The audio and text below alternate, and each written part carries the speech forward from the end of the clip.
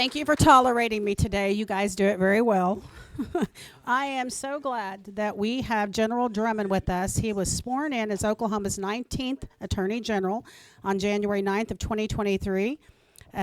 General Drummond has a law experience spans more than nearly 30 years. That includes having served as an assistant district attorney in Pawnee and Osage counties, and as an attorney in private practice in 1999, he founded the Tulsa-based firm Drummond Law.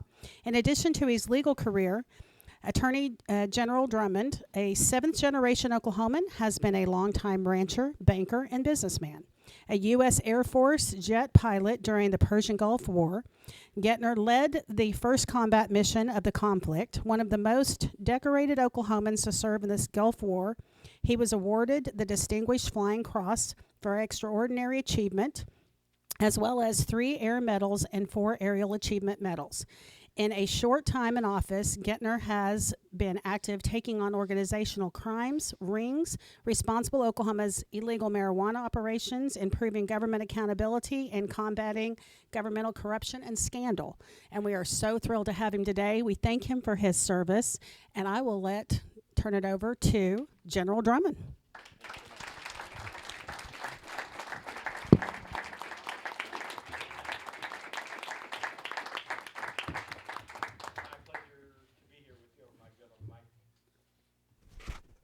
All right.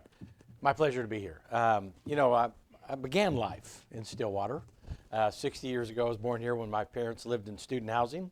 My brother followed shortly thereafter, and my grandparents, my mother clearly grew up here, Carol Ann Killian, and my grandmother grew up here. She was the daughter of Swim's shop that you guys all went to. It's now the corporate headquarters of Eskimo Joe.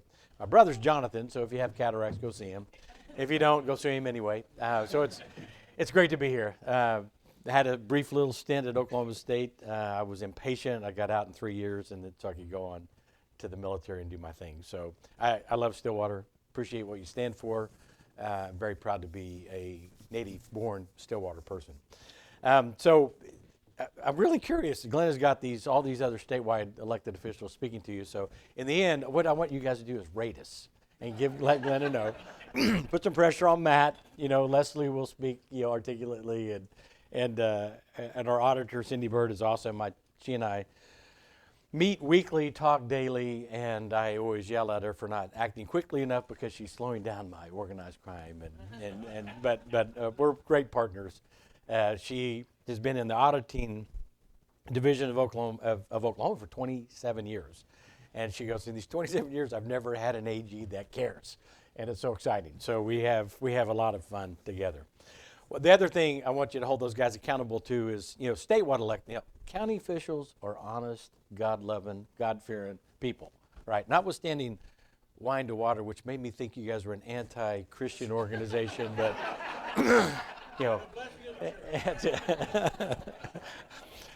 but so often, people say whatever it takes to get elected, and then once they get elected, they do whatever they want to do. That's your typical politician. I'm too damn old to be a politician. It's interesting. Burl Killian, you old guys will remember Burl. He was a regent and then VOAG executive director for the state for years. He was my grandfather, and when I was 12-ish.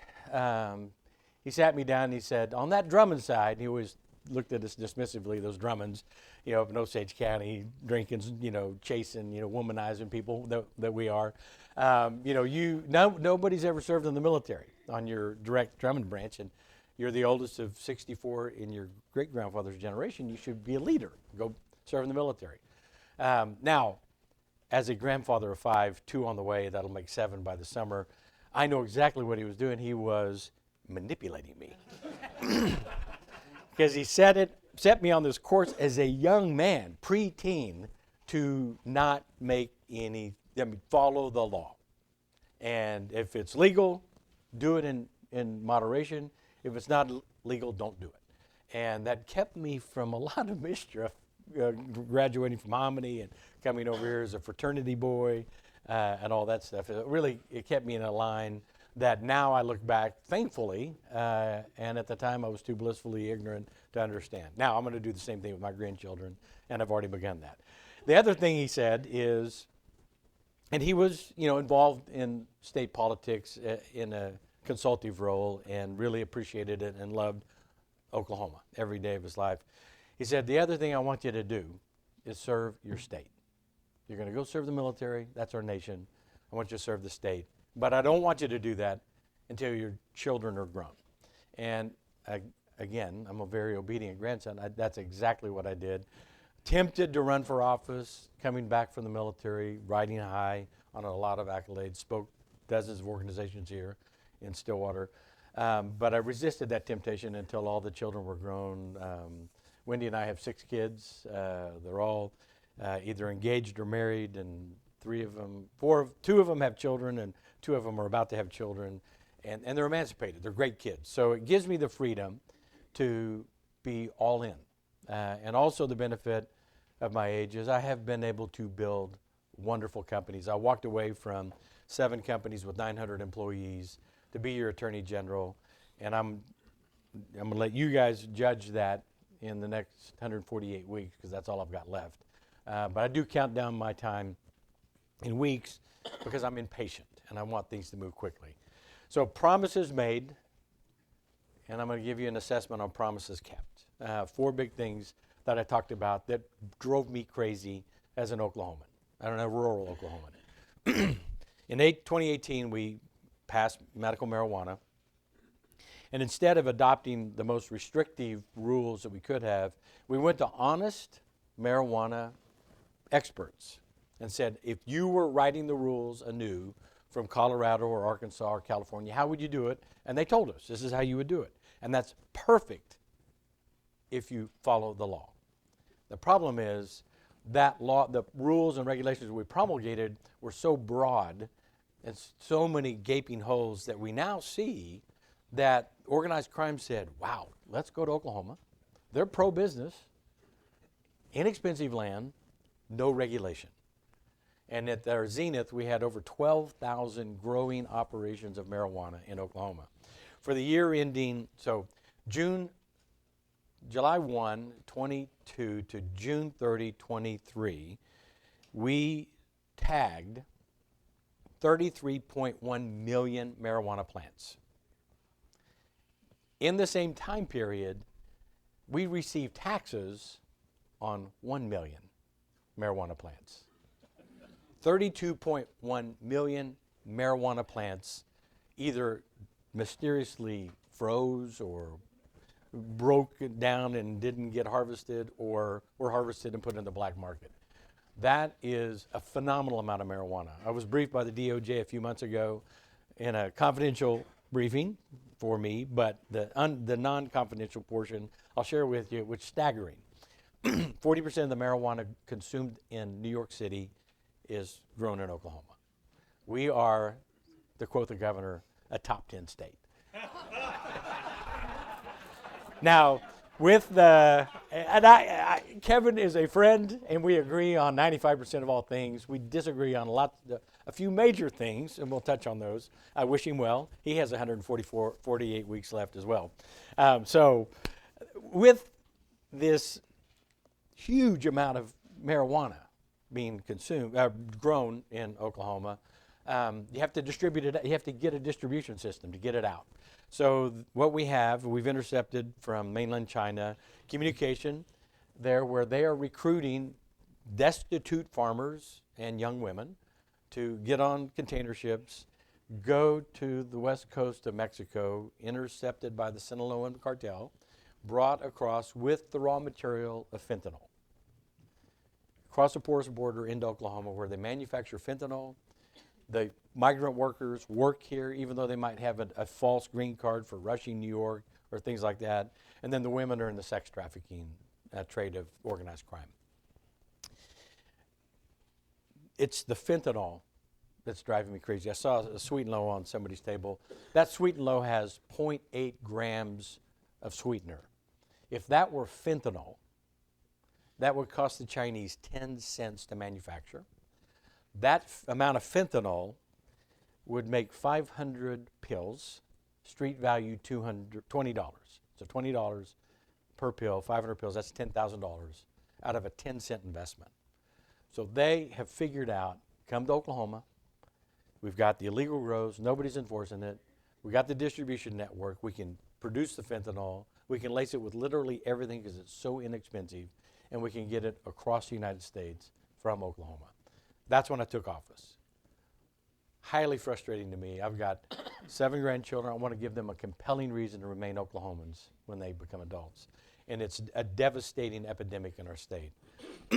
As of last week, 2,750 grows. That's 15 grows we've shut down a day since I took office. 15 grows a day shut down or driven out of the state. And with that, the organized crime element is leaving Oklahoma because we're making it so difficult to stay. And I have men and women that I've recruited in the Attorney General's Organized Crime Task Force that their sole function is to target and eradicate the plague that's impacted Oklahoma with these people. And to those, I mean, you're all engaged civilly and civically, and so please, what you need to get out is the prevalence of fentanyl in our system. If you are consuming a tablet that you did not buy from a pharmacist, the likelihood of it having fentanyl is high. And so we need to get that word out to our young people. Do not, every pill will kill. If I were to distribute a fentanyl tablet to everybody in this room, by the time I finish speaking, 25% of you would be dead. 75% of you would do anything you can to get the next pill. So the Chinese, when I first read that statistic, it didn't make sense. But what they're doing is they're creating their market by creating the demand, by distributing the fentanyl so broadly. So we have to be careful in this community and across the state. So I'm very proud of the performance of my team on that, and it's been impactful, certainly. Another thing that troubled me as a civilian, non-elected official, was the disconnect between the state of Oklahoma and our tribal brothers and sisters in the state. This is where the governor and I are absolutely 180 degrees. In my high school class of 47 in Hominy High School, my co-valedictorian and I, who was my cousin, were the only white kids in our class. The rest were Native American. I grew up, I live east of Hominy. I live in Native American. Now, Payne County, you don't have any organized Native American tribes here, but just go a little bit north or a little bit east and you're in Indian country. And what I think the governor and those who are derisive to the Indians don't get is, you know, we spend millions of dollars recruiting like Panasonic. Come to Oklahoma, let us waive your taxes and give you billions of dollars to be here and take advantage of us. We have the equivalent of at least 3 Fortune 100 companies in the state of Oklahoma. They happen to be the Chickasaws, Choctaws, and the Cherokees, and they're not relocating to Houston. They're here. They're going to be here forever. So just on an economic basis, if you take the economic contribution of the Native American tribes out of Oklahoma, then we are ranked between Honduras and Costa Rica on a GDP. We are not a top 10 state if you take them away. With them, we have the opportunity to be very robust, strong state. 400,000 Oklahomans are Native American, and I'm a proponent to work with them. And in that light, I've met with virtually every Native leader, and I negotiate weekly with tribal governments on the east side of the state to take the adverse effects of the McGirt decision of the Supreme Court, where Native America gets to adjudicate its own people. That if you're a defendant Native American in eastern Oklahoma, you are either prosecuted by the tribe or by the federal government. That was not the case until the McGirt decision was decided, but that's been disruptive on the eastern half of the state. And there's a movement by the tribes and my office to put that back together. If you think about it from a tribal perspective, and several of my friends are leaders on the money side. I'm a bank owner, Blue Sky Bank, right here in town and elsewhere. If the tribal business elements, I'll use, for example, the Cherokees. Their gross income for 23 was $4.5 billion, for which they get a return on investment in excess of 20%. So for Chuck Garrett, the CEO of Cherokee Nation Businesses, to dividend to the tribe $1 billion to stand up a judiciary for which he gets a zero return on investment, he can put it in federal contracting and have $1,200,000,000 at the end of the year. And that's what he's voting for. So the guys in the tribe that would like the state and the tribe to get together are putting pressure on tribal leaders for us to collaborate on how we cooperate as Oklahomans. They are we. Now, it's not them and us. They are we. So we have to get together on that. So that's been a frustrating component that I'm working hard at. The other one is openness and transparency. I'm a fiduciary in my private life to a lot of things. I'm an attorney. I hold trust accounts. I'm a banker, have fiduciary relationships. I get that concept. People in state government have lost that concept at the state level. I have been a student of government all of my life, knowing at some point I would run for office and hopefully get elected. This is going to be adverse to the governor for a minute, but it's not intended to be personal. He woke up in 2018 and decided to be governor and put money in and got it, but he did not have any governance exposure. So for him, the state of Oklahoma's history began in 2018.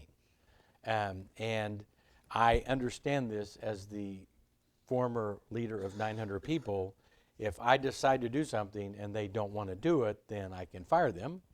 And if I make a wrong decision, it's my money. That's not the case in the state of Oklahoma. It's not my money. It's your money, the people's money. So when we act loose and fast with dollars, for example, Swadley, Epic, Gear, Class Wallet, then we injure the state. And I want state actors, when they wake up and have a new crazy idea, I want them to think, will Gentner think this is a good idea? In which case, do it. If you think I might think it's a bad idea, then squelch it and get a new idea. Don't do that. So what you've seen is my office and me aggressively pursuing actors on behalf of the state or state actors that have breached that public trust with us, and active investigations that have resulted in legal actions that will ultimately result in criminal adjudication. I have to make the disclaimer, they're all innocent until proven guilty, but I predict that they will go to prison. And I'm talking about the guys who were given the opportunity to contract with the state of Oklahoma and build restaurants.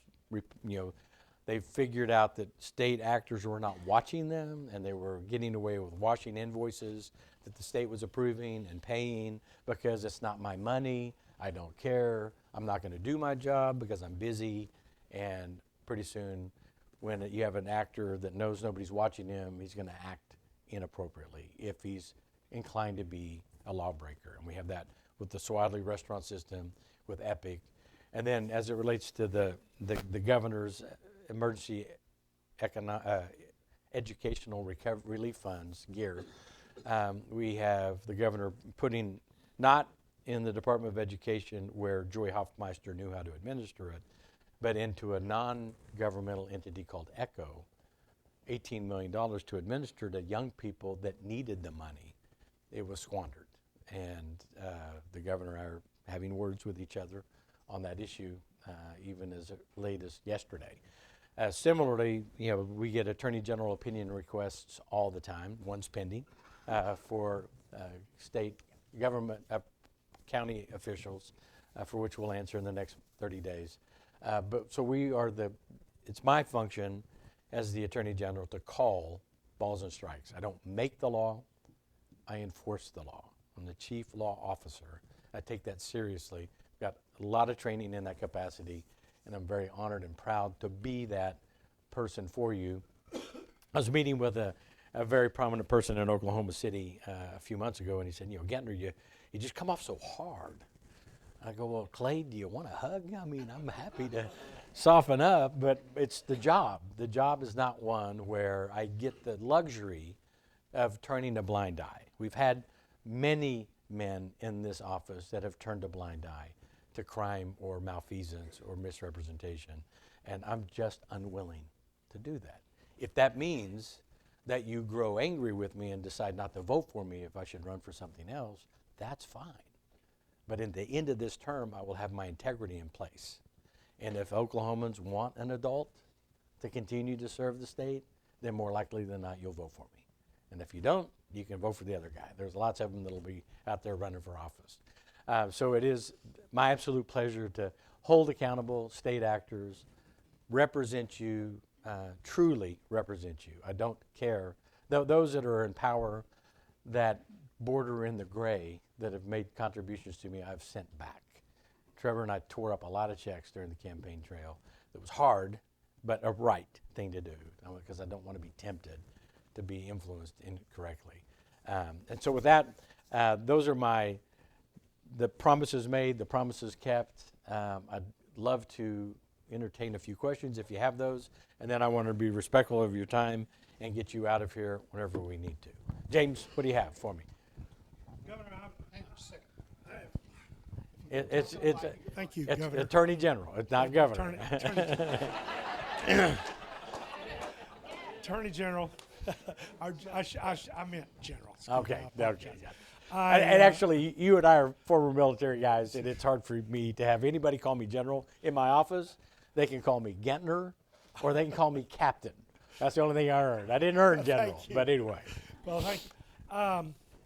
I've always heard all my life, we have a freedom to vote in this country.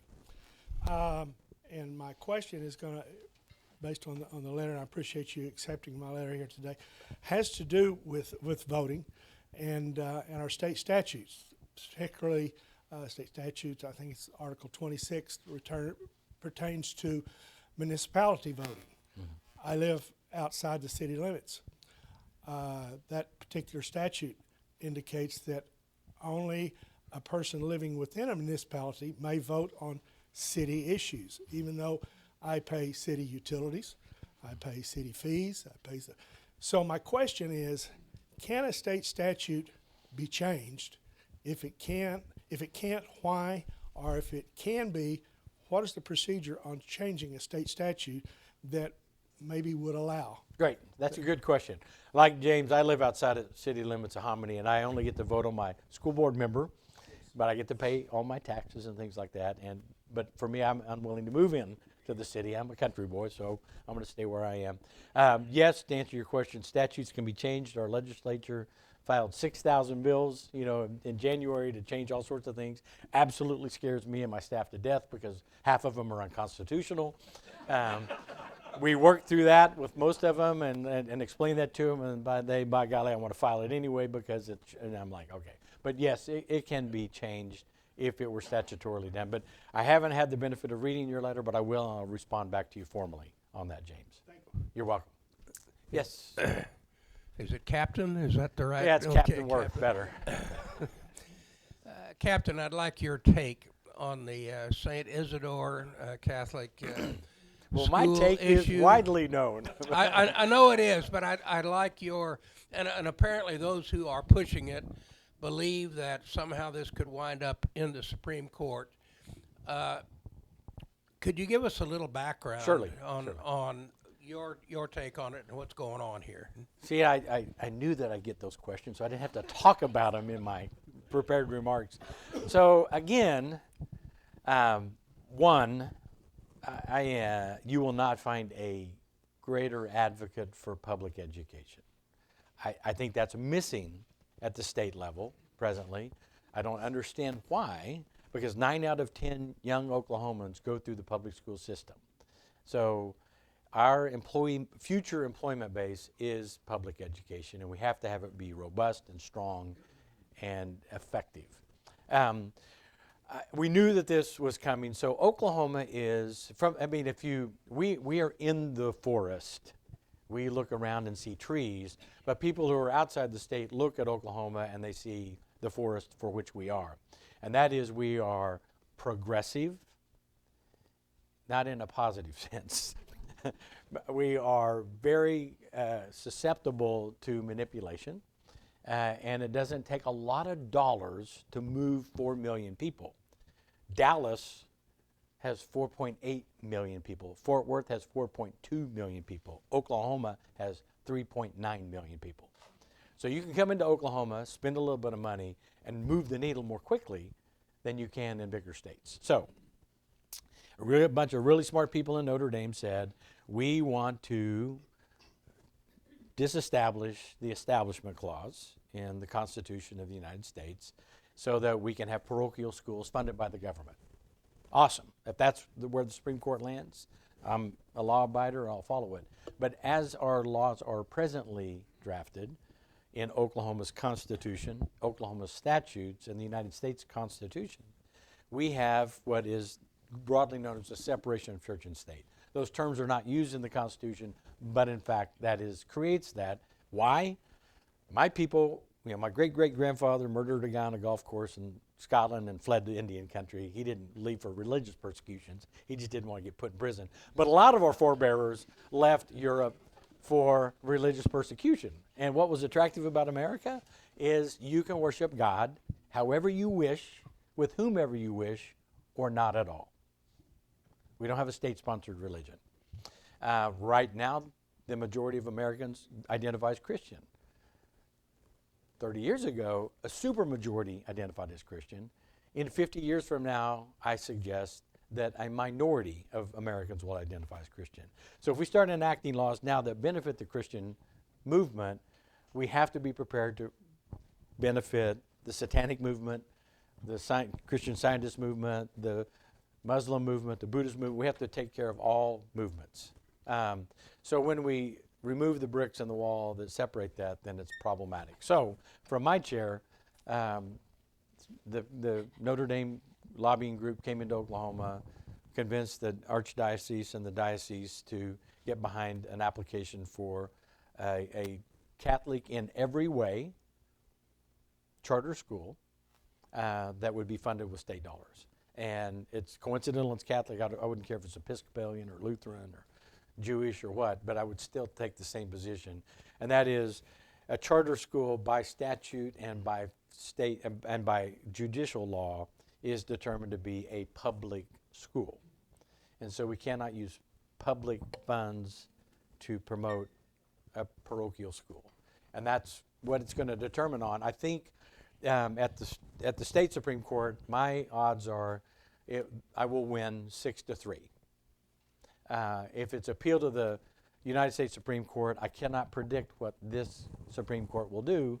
I think that the preponderance there is that they will say, we value religious liberty greater than the separation of church and state. And I think if it goes to the U.S. Supreme Court, the Supreme Court will rule that we don't separate church and state anymore, which will be cataclysmic change in constitutional law, but that's what I predict. But I think I'll win in Oklahoma, and if it goes to the Supreme Court of the United States, I'll lose.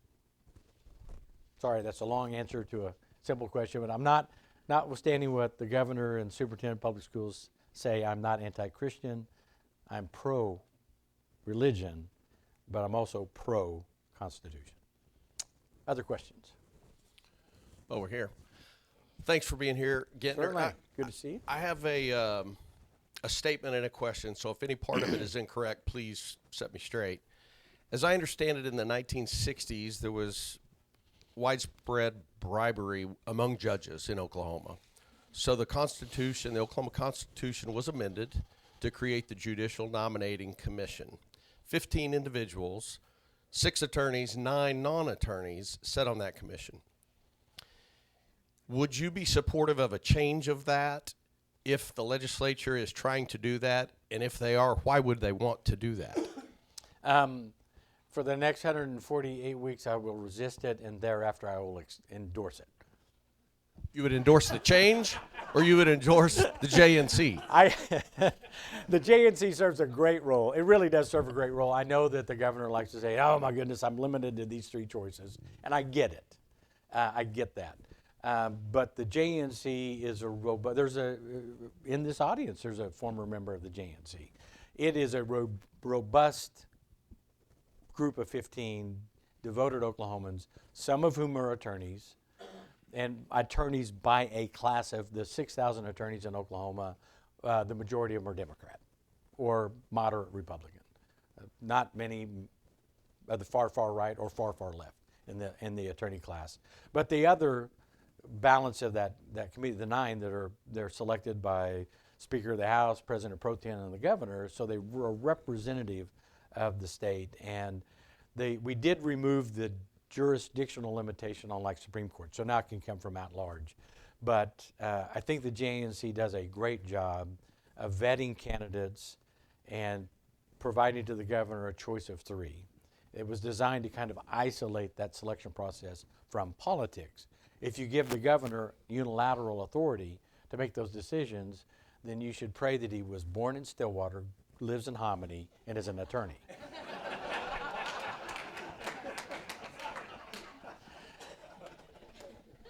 Otherwise, we should keep it.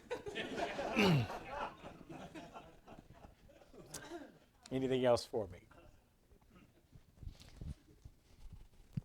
Thank you. So I'm the head of the political science department. I just moved here a year and a half ago. I grew up in the East Coast, lived in the Midwest, lived in Asia. So this is the most interesting place I've maybe ever lived in. And maybe the most interesting thing is when you live in all these other places, you hear about Oklahoma, but to actually be here, it's a very actually exciting, interesting, fun place to be. And so given your perspective, less as Attorney General, more as an Oklahoman, looking forward, in terms of vision, what do you see as I recruit people to come to Oklahoma, as my family settles here? What do you think are the things in the future here, 20 years out, that you're most optimistic about? So I think that I am seeing the pendulum swing from the far, if you back up and we're Republican Party dominated, right, in Oklahoma. The Republican Party of the 70s, 80s, and mid-90s were small government, promoting public education, roads and bridges, strong government, not intrusive. That Republican Party didn't care what you did in your bedroom, right? Didn't care what you did personally and privately. We've swung over to what the Democrats used to champion, and that's all the individual stuff. And so the Republican Party that's morphed into where it is today is very much more intrusive and invasive into, we heard it from the superintendent of public schools, is like, I won statewide, therefore I get to make all the decisions for local school boards, right? And that's kind of pushed back. Edmund sued him. And I know that Stillwater would do the same if you felt like you were being intruded. So there's a pushback by the engaged citizenry of Oklahoma that we don't hate each other.